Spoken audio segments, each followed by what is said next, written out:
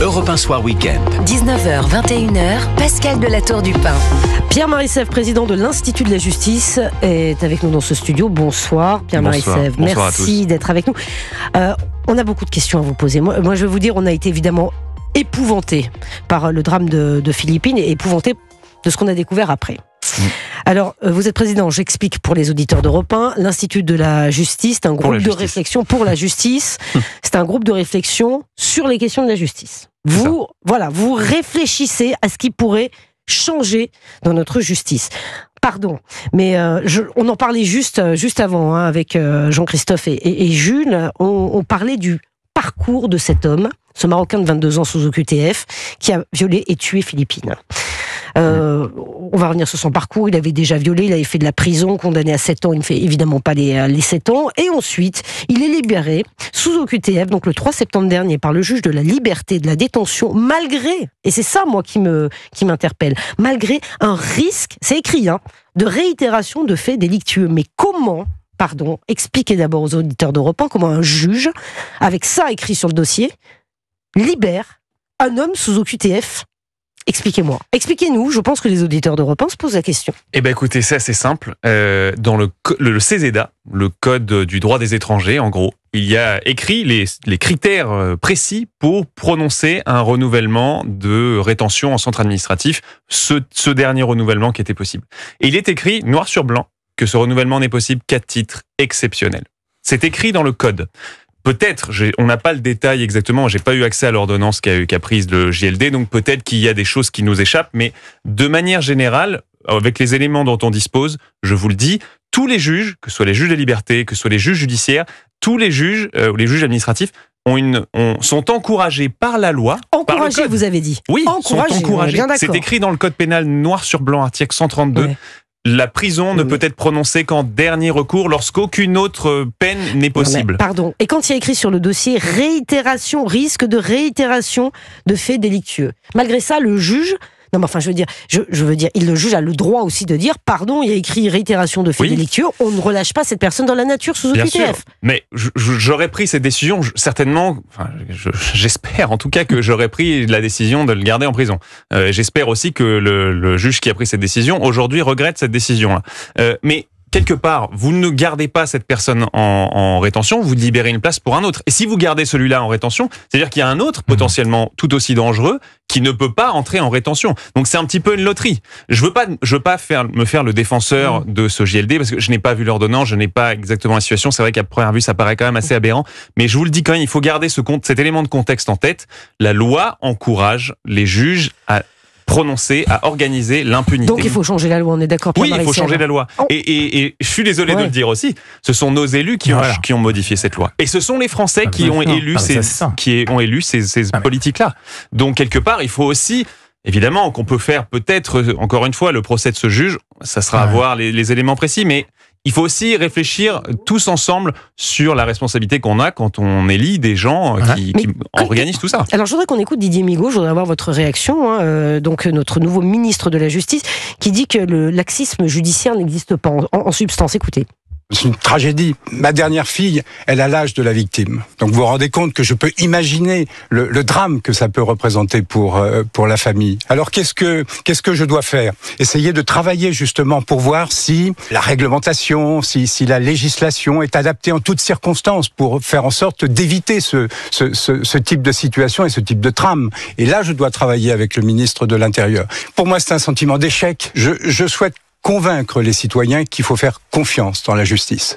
Et comme garde des Sceaux, ce sera à moi, effectivement, de veiller à ce que la justice puisse avoir les moyens de fonctionner. On ne peut pas légiférer sur l'urgence, à partir de l'urgence. On voit bien d'ailleurs que dans un certain nombre de situations, quand on légifère à chaud, on peut commettre quelques erreurs. Voilà, Didier Migaud d'ajouter, je le disais, que le laxisme judiciaire n'existait pas. Pierre-Marie Sèvres.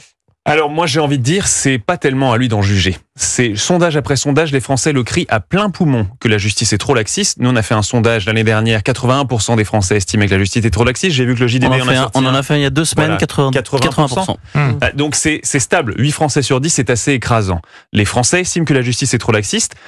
Donc moi quand j'entends le ministre de la Justice, je veux lui laisser le bénéfice il vient d'arriver, donc je veux pas tout de suite lui jeter la pierre, mais quand j'entends qu'il reprend les éléments de langage probablement laissés sur son bureau par Éric Dupond-Moretti et le directeur de cabinet qui a été conservé, juste pour information, d'Éric Dupond-Moretti, qu'il faut faire de la pédagogie à l'égard des Français. Moi, ça, je n'en peux plus d'entendre ça. On en a ras-le-bol de la pédagogie. Oui, on en a ras-le-bol de la pédagogie. Parce qu'on paye cette pédagogie à coups de coups de couteau, à coups de viol, à coups de meurtre. Le système judiciaire, ce que vous nous dites, il faut revoir le système judiciaire. Mais comment peut-on s'y prendre ? On commence par quoi ? Revoir le système judiciaire ? Alors, Pierre-Marie Sèvres, président de l'Institut de la Justice. Tout en bas de l'échelle, il y a le nombre de places de prison. Effectivement, le nombre de places de prison est chroniquement insuffisant.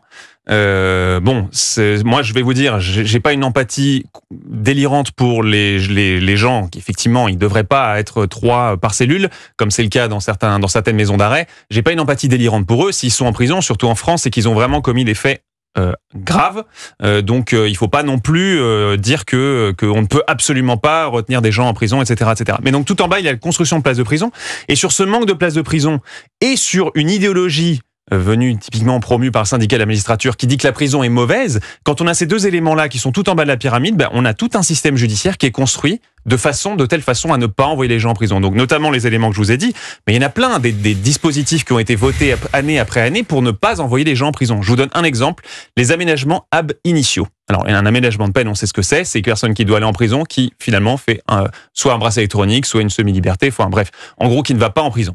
Donc il n'y a pas une vraie sanction, en tout cas à mon sens et au sens de la plupart des Français.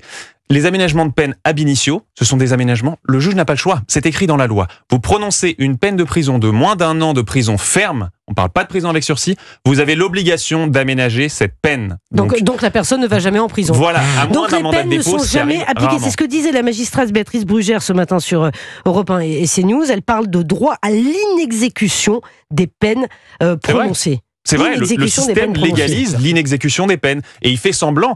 Là, j'entendais Didier Migaud qui sort ce chiffre-là. C'est pour ça que je dis qu'il reprend les éléments de langage de son prédécesseur. Mais le chiffre de 95% d'exécution des peines. Mais aujourd'hui, on a tellement étiré la définition et la notion d'exécution des peines que sont considérés comme des peines exécutées des gens qui ne sont pas en prison. Des gens qui sont chez eux, tranquillement, qui jouent à la PlayStation. C'est une peine exécutée. Et encore, moi, ce que je trouve le plus scandaleux dans le chiffre, et bon, je l'ai peu entendu, mais 95% d'exécution des peines, moi il y a un truc très intéressant là-dedans. Il y a 5% de peines qui ne sont même pas commencées à être mises à exécution. C'est-à-dire des peines qui ont été prononcées par des magistrats, des condamnations, notamment la prison. Tout le monde se dit, mais on n'ira pas en prison. Ce chiffre de 95 est complètement erroné. En effet, 95% d'exécution des peines, c'est vrai, mais c'est pas 95% d'application des peines. Oui, absolument. En fait, c'est la notion d'exécution qui a été complètement dévoyée.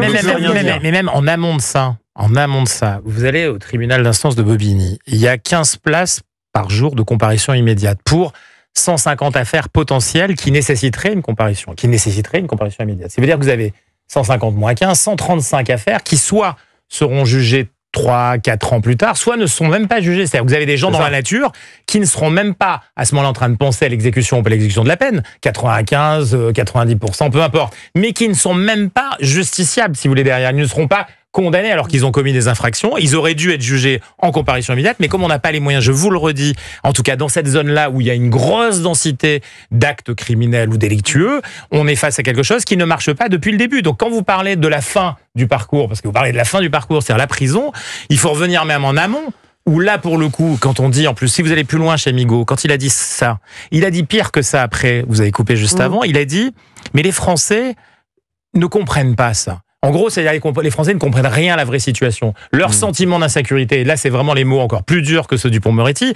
il a dit mais on a du mal à leur expliquer parce qu'ils veulent pas comprendre. Donc je veux dire, le type il est dans le déni total avant même de commencer à travailler. Il est certainement le supporter des magistrats. On a bien conscience que quand il arrive et garde des Sceaux, il va pas dire que les magistrats ne foutent rien et qu'ils sont incapables, qu'ils sont franchisés. Mais c'est très dogmatique ça, messieurs. Mais c'est terrible. On est dans le dogme, non Pierre-Marie Sèvres, on est dans le dogme en fait de la justice. C'est très dogmatique. Mais oui, complètement. Et les dogmes, c'est la prison est criminogène, c'est les délinquants et les criminels sont des victimes de la société, et c'est à tout le reste, tous les gens honnêtes, les gens qui n'ont pas de casier judiciaire, les gens qui payent leurs impôts, c'est à eux de payer le supposé crime qu'ils ont commis contre ces criminels et des délinquants qui les a obligés à voler le sac d'une vieille dame ou parfois à faire bien pire. Oui, bien sûr. Et c'est ça en fait, effectivement. Il faut protège. Non mais ce qu'on disait, c'est incroyable. C'est-à-dire qu'on qu'on protège aujourd'hui plus le délinquant que la victime. Est-ce qu'on est d'accord? Oui, c'est le système judiciaire. Notre système judiciaire, c'est ça. C'est ça qui c'est quand même incroyable. C'est assez incroyable. Mais bon, c'est pas que le juge. Ouais. C'est pas que le juge. Vous avez raison d'appuyer là-dessus. Qui fait le droit? Jean-Christophe Gallien. Qui fait le droit? Qui prépare le droit à la haute administration? Qui propose le droit à l'Assemblée nationale et au Sénat? Les gouvernements et donc les politiques, nos élus. Qui le vote? Nos parlementaires. Et ensuite, c'est appliqué par le juge. Donc, à la base, il y a la haute administration de la justice, il y a les gouvernements les uns après les autres, et il y a les parlementaires qui ont voté ces droits. Bien. Eh ben, écoutez, mais Pierre-Marie Sèvres, c'est passionnant. En tout cas, vous avancez de quelle manière? Juste en un mot, effectivement, vous faites des propositions. Vous êtes président de l'Institut de la justice. Oui, à la chaque fois, on essaie de réfléchir sur les problèmes, on essaie de réfléchir aux solutions et on essaie de les pousser dans l'opinion et auprès des élus. Donc, on discute avec des élus, on essaye le plus possible de faire passer nos idées. Et vous entendez que ça bouge un peu? Bah écoutez, ça dépend. Quand on entend, on a toujours l'impression que ça avance, et puis de temps en temps, on entend une déclaration. Par exemple, là, le ministre de la Justice, on a l'impression de revenir 10-15 ans en arrière. Donc, on tourne un peu en rond parfois. Bon. Merci beaucoup, Pierre-Marie Sèvres, en tout cas, d'avoir été avec nous en direct sur Europe 1, président de l'Institut de la Justice. Pour la justice. Mais oui, mais on m'a écrit de la justice. Voilà, vous avez raison. C'est de ma faute. Vous voyez.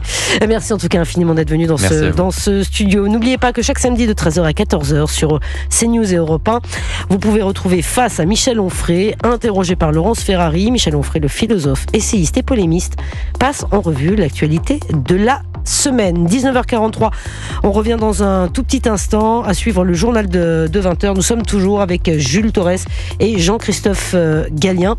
On va parler de politique. Séminaire gouvernemental de rentrée. Mais il y a des choses à dire. Parce qu'on prépare le discours de politique générale de Michel Barnier. Que s'est-il dit tout à l'heure? C'est tout de suite sur Europe 1.